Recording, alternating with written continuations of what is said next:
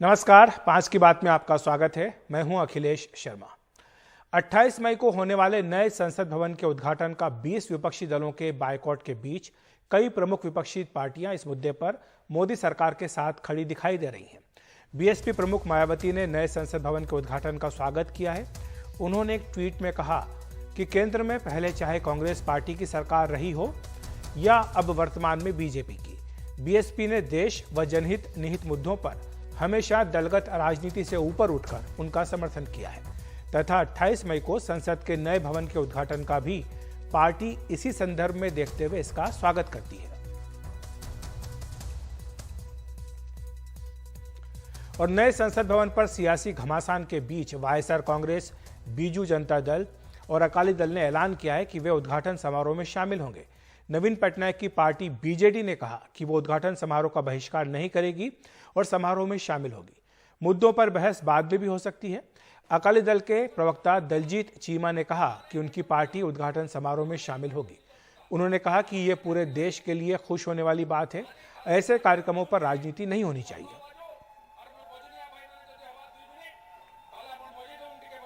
और हमारे सहयोगी सौरभ शुक्ला हमारे साथ फोन लाइन पर जुड़ गए हैं। सौरभ, जो बीएसपी का फैसला आया है, हालांकि मायावती जी ने यह कहा कि इससे पहले भी जब कांग्रेस की सरकार थी, कई मौकों पर उन्होंने उस सरकार का मुद्दों पर समर्थन किया, इस मुद्दे पर भी वो समर्थन कर रही हैं।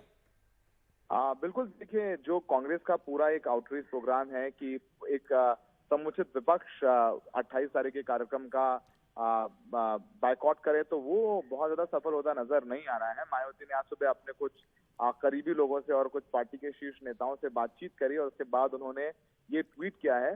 अखिलेश जी, ये भी बता दें कि मायावती खुद तो नहीं आएंगे, लेकिन जो उनके सांसद हैं उनको जरूर कहा गया है कि वो जाकर के अटेंड करें। सभी सांसद और कई पूर्व सांसदों को भी निमंत्रण भेजा गया है। जैसे सतीश चंद्र मिश्रा हैं, पार्टी के महासचिव हैं, वो पहुंच सकते हैं, उनको न्योता भेजा गया है। जो दूसरे सांसद हैं, श्याम सिंह यादव, वो पहुंच सकते हैं, मलूक नागर वो पहुंच सकते हैं। तो ऐसे कई सांसद हैं जो हमें नजर आएंगे 28 तारीख को। और मायावती ने ये जरूर कहा कि पार्टी के कार्यक्रमों में वो व्यस्त रहेंगी, वो खुद नहीं आ रही हैं। तो कहीं ना कहीं वो एक तरीके से कह सकते हैं कि बहुत सुरक्षित उन्होंने अपने आप को भी रखा है। वो खुद नहीं जा रही हैं, वो समर्थन भी कर रही हैं। जाहिर सी बात है, उनको औपचारिक तौर पर भी निमंत्रण किया था और एक बड़े केंद्रीय मंत्री ने उनसे फोन पर बात भी की थी। उनको इनवाइट किया गया था कि उनको रहना चाहिए। और जिस तरीके से यूपी में समाजवादी पार्टी ने भी साफ कहा है कि वो नहीं शामिल होगी। इसके अलावा जो राष्ट्रीय लोकदल है वो भी नहीं शामिल हो रहा है। ऐसे में जब मायावती ने शामिल होने को कहा है, क्योंकि यूपी में बीजेपी के बाद सबसे ज्यादा लोकसभा सांसद बीएसपी के पास हैं, तो उसमें तो यूपी में जो दूसरा विपक्षी दल बीएसपी और वो शामिल हो रहे हैं। ऐसी जाहिर सी बात है बीजेपी को बल मिलेगा और हो सकता है शाम तक औपचारिक तौर पर सतीश चंद्र मिश्रा को कह भी दिया जाए और वो भी ट्वीट करके बता दें कि वो 28 तारीख को बीएसपी की तरफ से मौके पर मौजूद रहेंगे, उद्घाटन समारोह में रहेंगे। जी, शुक्रिया आपका सौरभ इस तमाम जानकारी के लिए। तो बीएसपी की ही तरह वाईएसआर कांग्रेस ने भी फैसला किया है कि वो इस उद्घाटन समारोह में हिस्सा बनेंगे। उनके सांसद है रघुराम कृष्ण राजू, उनसे बात की हमारे सहयोगी राजीव रंजन ने। हमारे साथ है वाईएसआर कांग्रेस के रघुराम कृष्ण राजू। सर, 28 तारीख को क्या पार्लियामेंट की जो नई बिल्डिंग का उद्घाटन होने जा रहा है, क्या आप पार्टिसिपेट करने जा रहे हैं, उसमें अटेंड करने जा रहे हैं? I am attending the function on 28th at 12 o'clock, which is going to be inaugurated by Honorable Prime Minister Narendra Modi ji. I am attending. I got the invitation. I am attending. बहुत सारे political party जो opposition के party इसको boycott कर रहे हैं। Yeah, some political parties, they want to boycott by saying they wanted the building to be inaugurated by the Honorable President of India. My point is, when the foundation stone is laid by Honorable Prime Minister, none of the parties have objected. So in a record time, the Honorable Prime Minister got it done. And why people are objecting now for the Honorable Prime Minister to do the inauguration? It's a ceremony, a puja has to be done, and Honorable Prime Minister wants to do that as the leader of the house. Prime Minister is the leader of the house. So it's Lok Sabha. So hence it's absolutely right on the part of Honorable Prime Minister Narendra Modi ji to do the inauguration also. तो PM Modi आज सुबह ही 3 देशों की 6 दिनों की अपनी यात्रा समाप्त कर आज वापस आए और आकर उन्होंने विपक्षी दलों पर निशाना साधा जो संसद भवन के उद्घाटन का बहिष्कार कर रहे हैं। आज सुबह दिल्ली एयरपोर्ट पर लैंड करते ही पीएम ने कहा कि भारतीय समुदाय का जो सिडनी में कार्यक्रम था वहां ऑस्ट्रेलिया के प्रधानमंत्री का आना गौरव की बात थी, लेकिन इतना ही नहीं, उस समारोह में पूर्व प्रधानमंत्री भी थे, वहां सभी विपक्षी दलों के नेता भी मौजूद थे, सत्तारूढ़ पार्टी के नेता भी थे। ये लोकतंत्र का वातावरण ऑस्ट्रेलिया के लोग, चाहे वह पक्ष के हों या विपक्ष, उतने ही उत्साह और उमंग के साथ भारतीयों के कार्यक्रम में शरीक हुए थे।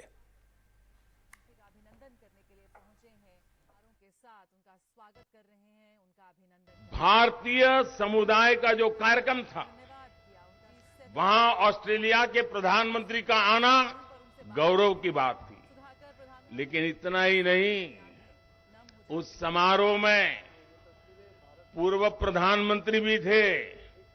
उस समारोह में पूरी अपोजिशन पार्टी के मेंबर्स से, रूलिंग पार्टी के मेंबर्स से, ये लोकतंत्र का वातावरण ऑस्ट्रेलिया के लोग में भारतीयों के प्रति, चाहे पक्ष सत्ता का हो चाहे पक्ष विपक्ष का हो, सबके सब मिलजुल करके भारतीय समुदाय के इस कार्यक्रम में उतने ही उमंग और उत्साह के साथ शरीक हुए थे और भारत के एक प्रतिनिधि को, भारत के एक सेवक को दोनों पक्ष उतना ही आदर और सत्कार कर रहे थे। एनडीए ने नए संसद भवन के उद्घाटन कार्यक्रम का बहिष्कार करने के लिए 19 विपक्षी दलों की निंदा की है। एनडीए नेताओं ने साझा बयान जारी कर इस फैसले को देश के लोकतांत्रिक मूल्यों और संवैधानिक मान्यताओं पर हमला बताया। एनडीए के बयान में कहा गया है कि 9 वर्षों में विपक्षी नेताओं ने बार बार संसद की प्रक्रियाओं और नियमों की अवहेलना की, राष्ट्रपति द्रौपदी मुर्मू के प्रति घोर अनादर किया और उनकी उम्मीदवारी का विरोध किया। बयान में कहा गया है कि विपक्ष संसद से भागता है, यह संसदीय लोकतंत्र के प्रति घोर तिरस्कार है। बीजेपी शासित राज्यों के मुख्यमंत्रियों ने भी विपक्ष को आड़े हाथों लिया है।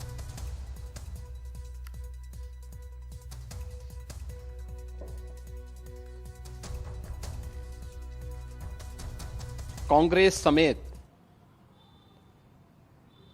विपक्षी दलों के द्वारा जिस प्रकार की बयानबाजी हो रही है वो अत्यंत ही दुखद और गैर जिम्मेदाराना है। लोकतंत्र को कमजोर करने वाला है। मुझे लगता है कि यह देश इस प्रकार की बातों को किसी भी स्थिति में स्वीकार नहीं करेगा। हम तो अपील करेंगे कि सभी लोगों को इस अवसर पर साक्षी बनना चाहिए इस ऐतिहासिक क्षण का और भारत के लोकतंत्र को मजबूत बनाने के आह्वान के साथ हम सबको जुड़ना चाहिए। देखिए, जब देश के अंदर आदरणीय प्रधानमंत्री मोदी जी के नेतृत्व में कोई भी शुभ कार्य होता है, कोई अच्छा कार्य होता है जिससे भारत का मान सम्मान और स्वाभिमान पूरी दुनिया के अंदर बढ़ता है, तो कांग्रेस केवल विघ्न और बाधाएं करने का काम करती है। ये इनका कल्चर बन चुका है। केवल विरोध के लिए विरोध करना इनके पास कुछ नहीं है।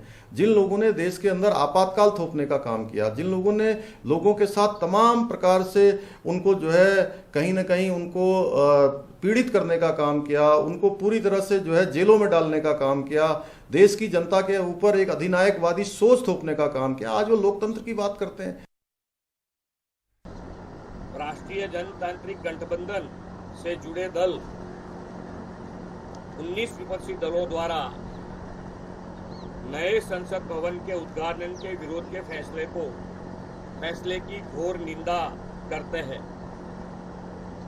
सर्वविदित है कि 28 मई रविवार को नए संसद भवन का उद्घाटन होना तय हुआ है। ये महज अपमानजनक फैसला नहीं बल्कि इस महान देश के लोकतांत्रिक मूल्यों और संवैधानिक मान्यताओं पर हमला है। वहीं कांग्रेस अध्यक्ष मल्लिकार्जुन खड़गे ने इस मामले में ट्वीट किया है। उन्होंने लिखा है कि मोदी जी संसद जनता द्वारा स्थापित लोकतंत्र का मंदिर है। महामहिम राष्ट्रपति का पद संसद का प्रथम अंग है। आपकी सरकार के अहंकार ने संसदीय प्रणाली को ध्वस्त कर दिया। 140 करोड़ भारतीय जानना चाहते हैं कि भारत के राष्ट्रपति से संसद भवन के उद्घाटन का हक छीनकर आप क्या जताना चाहते हैं।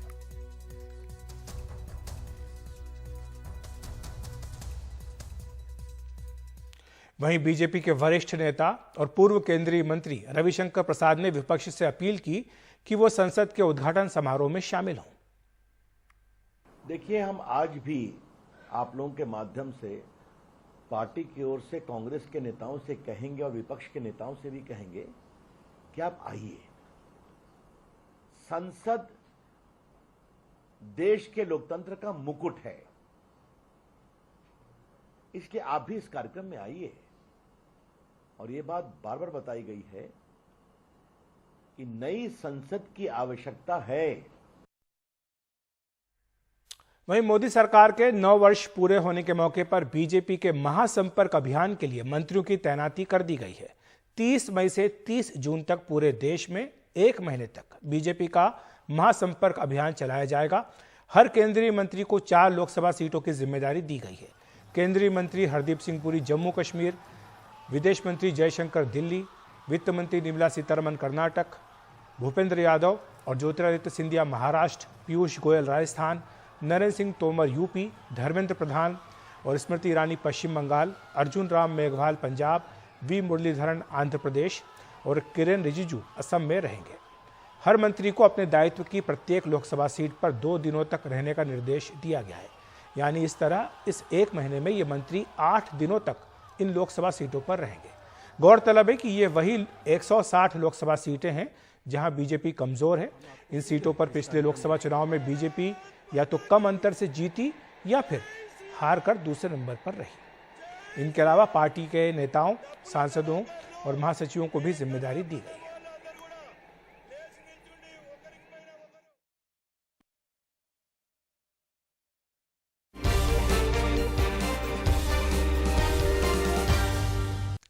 दिल्ली के पूर्व स्वास्थ्य मंत्री सत्येंद्र जैन को दीनदयाल उपाध्याय अस्पताल से एलएनजेपी शिफ्ट किया गया है।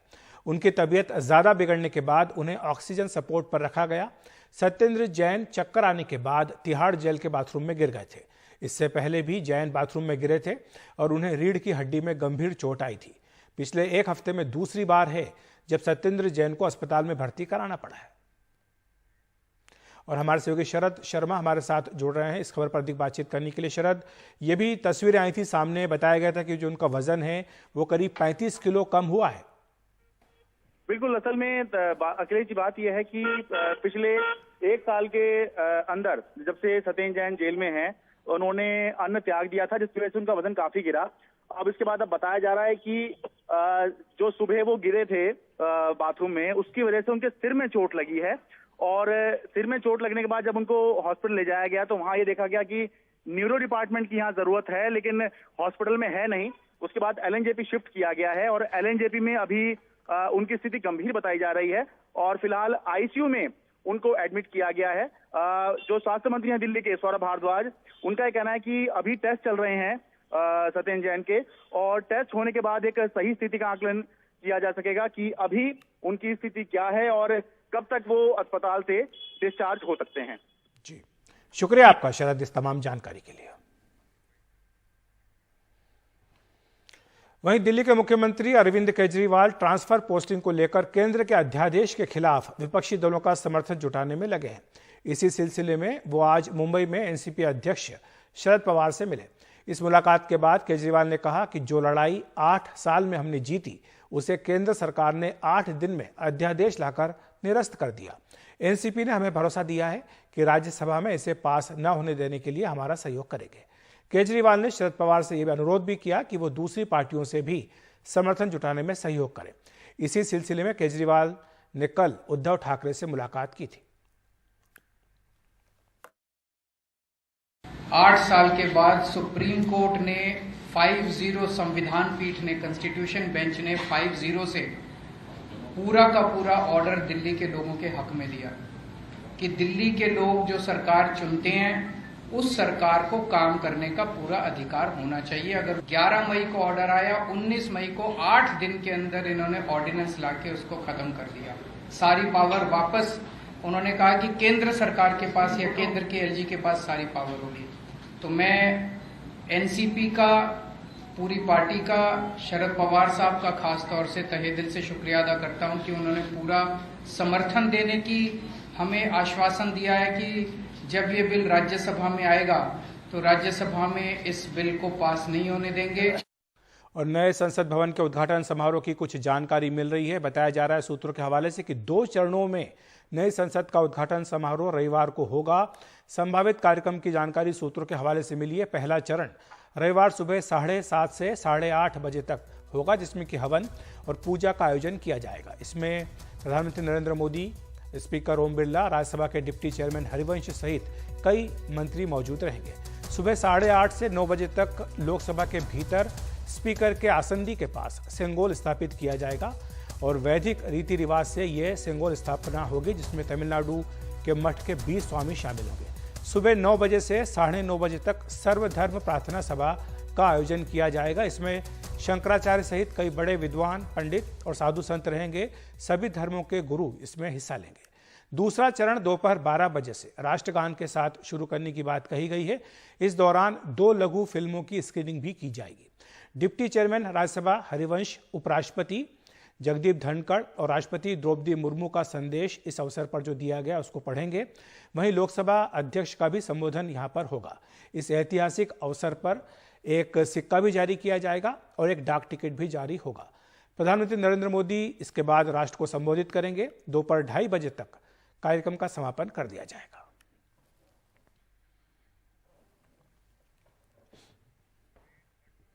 बात करते हैं राजस्थान की, जहां अलवर में रकबर खान मॉब लिंचिंग मामले में अदालत ने बड़ा फैसला सुनाया है।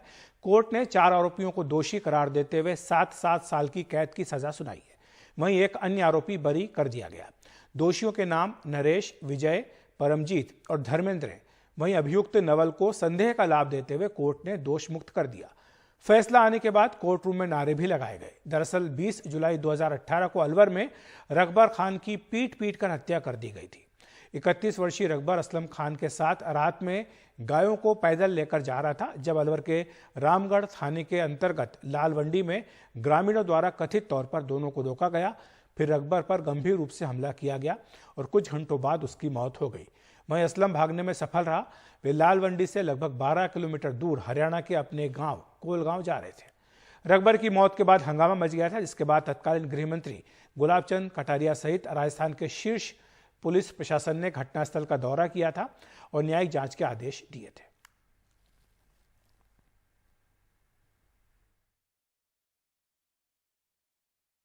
देखिए 341 और 304 पार्ट फर्स्ट में कन्विक्शन किया गया है। पार्ट 304 पार्ट फर्स्ट में 7 साल की सजा दी गई है चारों अभियुक्तगण को और 10-10 हज़ार रुपये का जुर्माना किया गया है। जहां 341 जो सेक्शन है उसमें 1 माह का दंड और 500 रुपये जुर्माना किया गया है। दोनों सजाएं साथ चलेंगी और पूर्व में जो इन्होंने कस्टडी न्यायिक अभिरक्षा में निकाली है उसका इनको सेट ऑफ मिलेगा। इस मामले में अधिक जानकारी दे रही है हमारी रेजिडेंट एडिटर हर्षा कुमारी सिंह। देखिए, ये केस बहुत ही ज़्यादा महत्वपूर्ण है क्योंकि आपको मालूम है कि राजस्थान के उत्तर इलाके में, अलवर इलाके में कई ऐसी घटनाएं हो रही थी जहां जो लोग गाय लेके जा रहे थे उन पर एक तरह से अटैक हो रहे थे। और जो रकबर खान वाला जो केस है वो उसी तरह का केस है। 2018 जुलाई में रात को रकबर और असलम गाय लेके अपने गाँव हरियाणा में जा रहे थे। तलवंडी जो रामगढ़ के पास है, अलवर में है, वहां पर रात को इनको रोका गया और इनके साथ मारपीट हुई, जिसमें असलम भाग गया था और रकबर को इतनी जोर से मारा था कि वो काफी घायल हो गया था। फिर ये जो लोग जिन्होंने इसके साथ मारपीट की थी, इसको इन्होंने फिर पुलिस को हैंडओवर कर दिया। इसमें पुलिस की भूमिका को लेकर कई सवाल उठे थे क्योंकि पुलिस जो है उन्होंने रकबर को लेकर तुरंत अस्पताल नहीं पहुंचाया, लेकिन रकबर को लेकर इधर उधर घूमती रही, बताया जा रहा है। चाय भी पिया उन्होंने, जो गाय उन्होंने उससे बरामद की थी उसको जाके पहले उन्होंने गौशाला में छोड़ा। खैर, जो भी बात हुई है, क्योंकि पुलिस का इसमें किसी तरह से आरोप नहीं है तो लीगली इनके बारे में बोलना शायद सही नहीं है, लेकिन जब हमने रिपोर्टिंग करी थी तो ये तथ्य सामने आए थे। खैर, उसके बाद में जब रकबर को अस्पताल पहुंचाया गया तब वो मृत घोषित था, यानी कि अगर टाइम से अगर वो अस्पताल पहुंचता तो हो सकता उसकी जान बच सकती थी। इसके बाद में पूरी सरकार जो थी उस टाइम बीजेपी सरकार थी, हड़कंप में आई और खुद होम मिनिस्टर जो थे, गृह मंत्री गुलाब चंद कटारिया अलवर गए थे। उन्होंने जुडिशियल इंक्वायरी बिठाई थी जिसमें पुलिस की जो भूमिका थी उसकी भी तफ्तीश हुई थी कि पुलिस कहीं इस केस में कहीं दोषी तो नहीं है। आखिरकार चार्जशीट फाइल हुई थी और इस केस में, क्योंकि असलम इसमें मुख्य गवाह था, 5 लोग दोषी थे इसमें, जिसमें 4 को 7 साल की सजा दी गई है। 304 पार्ट फर्स्ट यानी कि गैर इरादतीन हत्या, नॉट अमाउंटिंग टू मर्डर, उसमें हुआ है और 341 में 7 साल की सजा दी गई है। और जो 5वां आरोपी है नवल, उसको दोष मुक्त किया गया है। बात कर लेते हैं बिहार की, जहां बेगूसराय के भगवानपुर में शराब की सूचना मिलने पर छापेमारी करने पहुंची एक्साइज विभाग की टीम और ग्रामीणों के बीच झड़प हो गई। झड़प में एक्साइज पुलिस के द्वारा न केवल जमकर लाठियां बरसाई गईं बल्कि कई राउंड फायरिंग भी किए गए। इस मौके पर काफी देर तक भगदड़ जैसी स्थिति बनी रही। हालांकि घटना में किसी के भी हताहत होने की सूचना नहीं है। हम उधर शादी से आ रहे थे मटकोरा में। अच्छा। यहाँ पे लफड़ा उपड़ा चल रहे थे। अच्छा। एक आदमी को पकड़ा, फिर दूसरा आदमी को पकड़ गया, सब आदमी आए, फिर गया, ये लोग नहीं पिया है। अच्छा। उनको नहीं पिया है, उतना ही पे सब दंगा फसाद होने लगा। यहाँ तक आया, अल्लाह ही चिल्ला रहा है, यहाँ तक आया, गोली फायरिंग किया, यहाँ शुरू किया। गोली फायरिंग कौन किया उनको हमको नहीं पता। एक्साइज मतलब जो कितना फायरिंग हुआ है? 5-6 फायरिंग हुआ है। भारतीय नौसेना ने एक और ऐतिहासिक उपलब्धि हासिल की है। MiG-29K ने INS विक्रांत पर रात में लैंडिंग कर इतिहास रच दिया। भारतीय नौसेना ने कहा कि यह नौसेना की आत्मनिर्भरता के प्रति उत्साह का संकेत है। भारतीय नौसेना ने ट्वीट में कहा कि यह चुनौतीपूर्ण night landing trial INS Vikrant के चालक दल और नौसेना के पायलटों के संकल्प कौशल को प्रदर्शित करता है।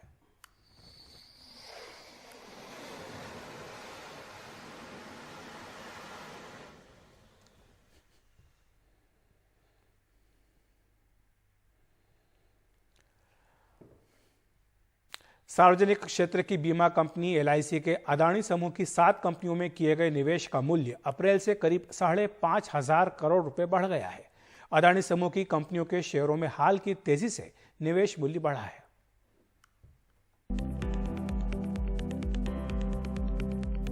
देश की सबसे बड़ी बीमा कंपनी और अदानी समूह में प्रमुख संस्थागत निवेशक भारतीय जीवन बीमा निगम या LIC की अदानी समूह की 7 कंपनियों में मार्केट वैल्यू 50% बढ़कर 44,670 करोड़ रुपए हो गई है।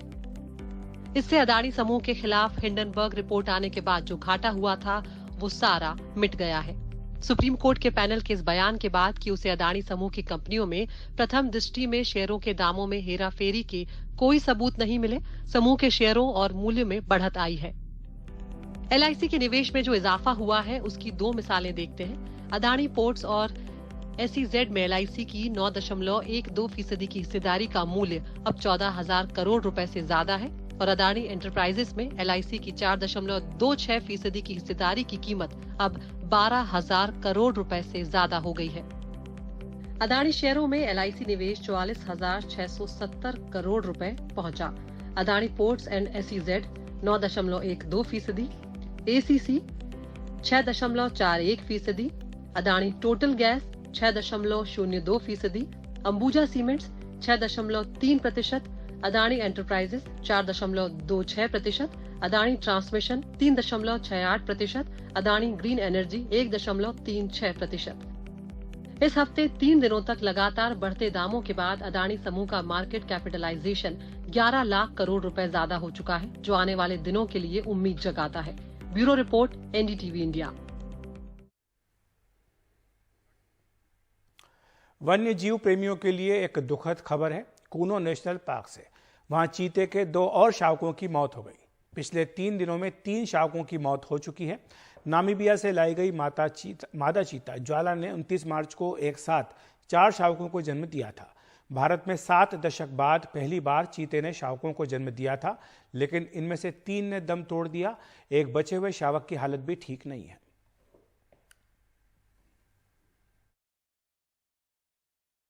23 तारीख की ही बात है, जिस दिन सुबह एक बच्चा मरा मिला था। उसी दिन जब हमारी जो मॉनिटरिंग टीम और जो वेटनेरियंस की टीम है, उन्होंने मदर और बच्चों को निगरानी में रखा उन्होंने।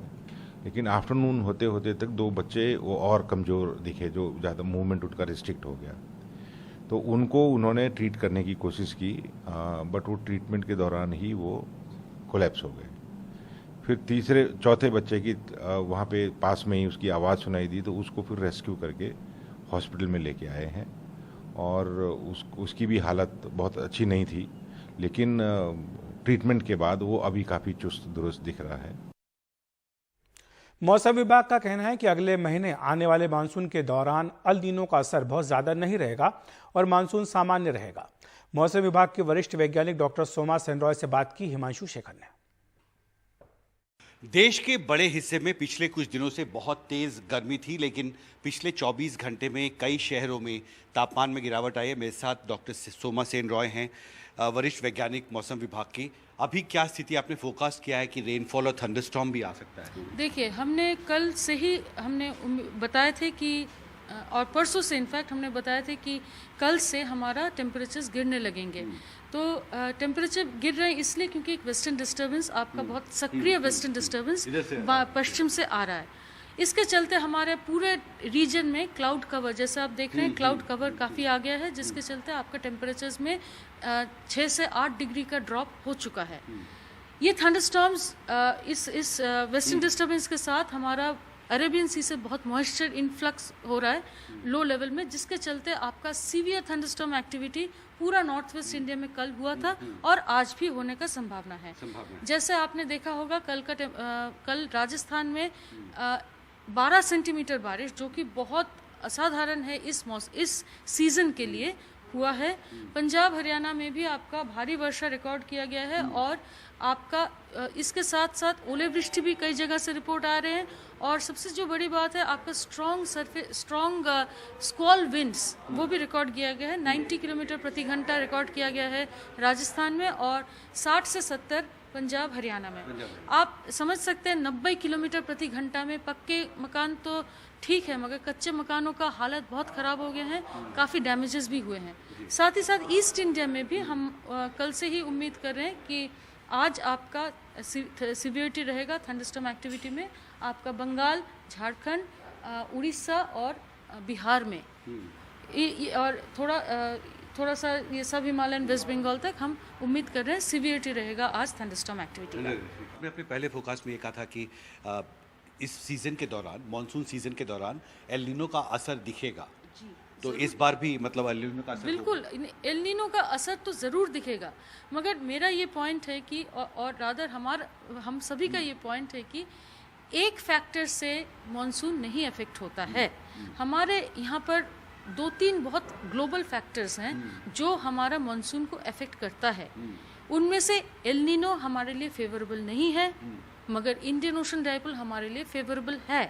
इन सभी फैक्टर को कंसिडर करके अभी बोला जा रहा है कि नॉर्मल मानसून होने का संभावना है, लोअर साइड ऑफ नॉर्मल। जी, हमसे बात करने के लिए शुक्रिया। मौसम विभाग से Himanshu Shekhar, NDTV India. Real estate बाजार नकदी को खपाने का बड़ा जरिया माना जाता रहा है, लेकिन नोटबंदी और सख्त नियमों के बाद प्रॉपर्टी बाजार में कैश डीलिंग बहुत कम हुई है। अब 2000 रुपए के नोट की वापसी के ऐलान के बाद से प्रॉपर्टी डीलर्स के पास कैश में प्रॉपर्टी खरीदने की मांग बढ़ रही है। देखिए मुंबई से ये रिपोर्ट। 2000 के नोट की वापसी का असर रियल एस्टेट पर पड़ता दिख रहा है। बीते 19 वर्षों से उत्तर मुंबई में प्रॉपर्टी डीलर का काम कर रहे अरविंद गोयल बताते हैं कि बीते 3 दिनों में कैश में प्रॉपर्टी खरीद की मांग में करीब 4 से 5% की बढ़त दिख रही है। इंक्वायरी अगर देखें तो 4-5% बढ़ी है, बिजनेस क्लास स्पेशली, कि जो कोई हमसे आगे पूछते हैं भाई हमको फ्लैट चाहिए, लेकिन हमारी पहली कंडीशन है हमसे कोई 2000 रुपये का नोट लेगा क्या। बहुत से जो सर्विस क्लास लोग हैं वो लोग तो वाइट में ही प्रीफर करते हैं, या कोई ऐसे बड़े बिजनेसमैन हैं, खाली जिनके पास ब्लैक मनी का इनकम का चांसेस है वो लोग कैश में ढूंढते हैं। काले धन पर रोक लगाने के लिए अचल संपत्तियों की डीलिंग में कैश के इस्तेमाल पर इनकम टैक्स का अलग नियम है। आयकर अधिनियम की धारा 269 SS के तहत अगर कोई शख्स प्रॉपर्टी बेचते वक्त 20,000 या उससे अधिक की रकम कैश में ले रहा है तो उस पूरी रकम को जुर्माने के रूप में भरना होगा। सरकार ने ऐसा काले धन पर रोक लगाने की मंशा से किया था। बीते 23 वर्षों से प्रॉपर्टी बाजार में काम कर रहे अनिल कुमार सेनापति भी कहते हैं कि मांग बढ़ी तो है, लेकिन कैश में डीलिंग अब जोखिम का काम है। हेडेक तो है ही है, रिस्क लेना कोई भी नहीं चाहते हैं, ना सेलर ना परचेजर, और हम तो बीच में तो हम लोग अटक ही जाते हैं। यू नेवर नो कि एक ट्रांजैक्शन कहीं पे बीच में अटक नहीं जाए, सो वो एक बड़ा रिस्क फैक्टर आ जाती है। अभी तो चालू हुआ है this, I mean in last 2-3 days time it's about 5 to 7% enquiry बढ़ी हुई है, I mean for the cash component transactions, और स्पेशली 2000 के नोट की रिक्वायरमेंट जो है, जिसके पास ज़्यादा हो गया, दे are more keen to buy the properties now. These are more of business class crowd and they are looking for commercial properties. Residential के लिए भी देख रहे हैं लोग, लेकिन रेजिडेंशियल में कैश ट्रांजैक्शन इतना नहीं हो पाता है, तो उसी के लिए उसमें थोड़ा इंक्वायरी कम होता है, और जो रिक्वायरमेंट भी आती है, जो सेलर भी है, they are more conscious about taking the cash component now. अंतर्राष्ट्रीय संपत्ति सलाहकार सेविल्स इंडिया के मैनेजिंग डायरेक्टर अरविंद नंदन बताते हैं कि रियल एस्टेट में कैश ट्रांजैक्शन कई फीसदी कम हुआ है। जो आज से 8-10 साल पहले तक की जो एक कमोबेश हालत थी रियल एस्टेट परचेज में, जहां बहुत बड़ी तादाद में कैश ट्रांजैक्शन होते थे, अब उतने नहीं हो पाते। 2 वजह हैं। एक तो रेरा आ गया है, कई तरह की विजिलेंस हैं, कई तरह के इनेबलर्स हैं पॉलिसी के तौर पर, जो कि अब आपको बैंकिंग ट्रांजैक्शन करने के लिए प्रेरित करते हैं, और साथ में लोगों ने अब एक कंफर्ट भी धीरे धीरे सीखा है कि कैसे आप चेक ट्रांजैक्शन या बैंकिंग ट्रांजैक्शन से काम कर सकते हैं। एक बहुत बड़ा वर्ग था जो सिर्फ कैश से काम करता था, लेकिन अब धीरे धीरे वो भी कैश टू ऑनलाइन या कैश टू नॉन कैश में ट्रांसफ़र शिफ्ट हो चुके हैं। तो ये नहीं कह सकते कि कैश ख़त्म हो गया है, कैश तो आज भी है, कितना है ये कहना मुश्किल है, लेकिन हाँ ये ज़रूर है कि अब नॉन कैश ट्रांजैक्शन या बैंकिंग ट्रांजैक्शन जो है वो बढ़ चुकी है मार्केट में। नकदी को खपाने का सबसे बड़ा साधन माने जाने वाले रियल एस्टेट ने 2016 की नोटबंदी में ऐसी चोट खाई कि डेवलपर्स अब नकदी रखने में यकीन नहीं रखते। एक्सपर्ट्स का कहना है कि नोटबंदी से पहले जहां 40 से 44% मामलों में कैश डीलिंग होती थी, वो घटकर अब 10% से भी कम हो गई है। मुंबई से कैमरा पर्सन संजय मंडल के साथ पूजा भारद्वाज, एनडीटीवी इंडिया।